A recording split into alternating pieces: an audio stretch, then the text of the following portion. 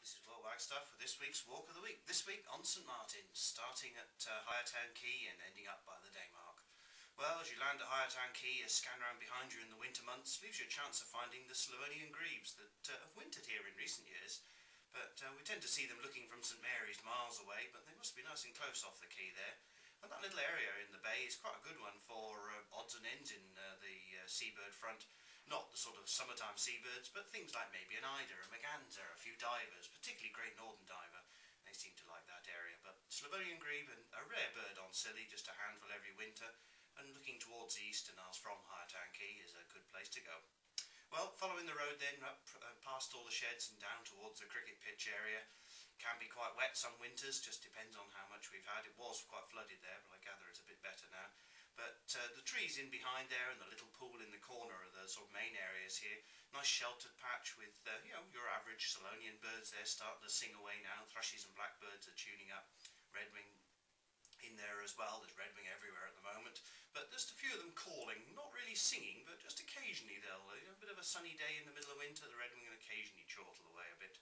But otherwise, well, it's going to be the robins, wrens and dunnocks as usual. A few ducks come and go from the pond, but as it's small and a bit sort of open to people passing by and they jump out, so they don't tend to stay too long in there.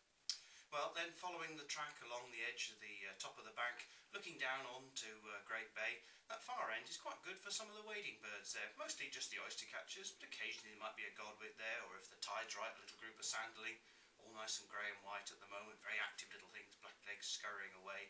And they fly, they just sort of do a loop out round the beach usually and land back just behind where they came from. Just a nice white line down a rather dark edge wing, so a very distinctive bird in flight. And a few turnstones scattered around as well. If it's been sheltered, then there'll be a stone chat or two on the beach, otherwise they're up on the headland as you get a little further along. Seem to be several pairs of stone chat around that area during the year, but well, in winter time they move around wherever the sheltered side of the island is. The fields there are good ones for the winter thrushes again, mostly redwing there, although with the influx this week there will be scattering of fieldfares around, no doubt, and lapwing and golden plover going over the top of the island, as everywhere here. And then getting up where you can look out towards the far side of the Eastern Islands, and on the edge there you can see gannets going by. If it's a nice flat calm day, then you've got a chance of seeing porpoise or even dolphin if you're lucky. A couple of winters ago there were fin whales messing around out there, so you're never quite sure what's going to be on the deeper water. But a fair old range, you've got a better chance looking off the Daymark a little later on. So looking down then into the bay, the odd seal lurking about just offshore. But again, it's the smaller common birds of the winter time we're expecting to see there. As I say, stone chats breed in that sort of area, and it's the robin, wren and dunnock that will predominate. Also a few meadowpipits on the more open areas there. They have tried to breed on the islands in recent years, just a few pairs here and there, and St. Martin's has been a good island for them.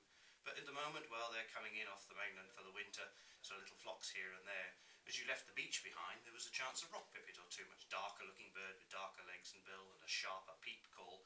But like the meadowpipit, they're walkers. So you've got all the streaky bits down the front. People think, oh, is it a thrush? But you watch a thrush, it'll run or it'll hop, but it won't walk. The pipits, they just stroll along. A bit like chaffinches do, really. And starlings, of course. Well, then you're out onto the open heath itself. During the summer months, chances of wheatears and things, but they're long gone south, and I'm very glad of it at the moment. But that's where you're more likely to get the groups of golden plover that have been appearing on the islands with this colder weather. Not really all that golden until you get very close to them. Just the little spangles on the back are usually a bit golden. But summertime they have nice black bellies, very striking looking bird. But this time of year, well, not quite so brightly marked, and can disappear into the heather lumps there, and then suddenly they stand up and there they are. Soft fluty call as they zip away, long wings and very fast flyers. A bit like the snipe that are flying around in groups at the moment. Again, trying to find somewhere soft to feed. They don't like all this frozen ground. And then you're out to the Daymark itself. On a nice day there'll be fulmars back already looking at their breeding ledges. Although they're an ocean going bird, they do spend a lot of time around the islands, only away for a couple of months each year. But only on the good days, bad days they'll be away out to sea.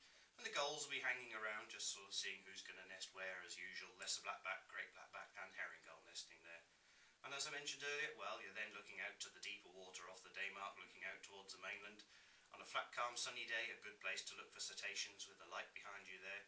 And of course gannets and fulmars out at sea. And if you're lucky, there may be a very early shearwater going by. Any shearwater in the winter month is worth a double look, just in case it might be a Mediterranean shearwater. Slightly different from our Manx and slightly dirtier underneath, and they tend to have slightly different flight patterns as well. But they breed slightly different time of year, so if it's a shearwater in the winter months, you've got a chance of it being a Balearic rather than the Manx that should be off the South American coast by now. Well, a nice little walk to have a wander around. There'll be a gap for a few weeks now while I'm away, so I'll be back in a little while. It's been Whale Wag Stuff.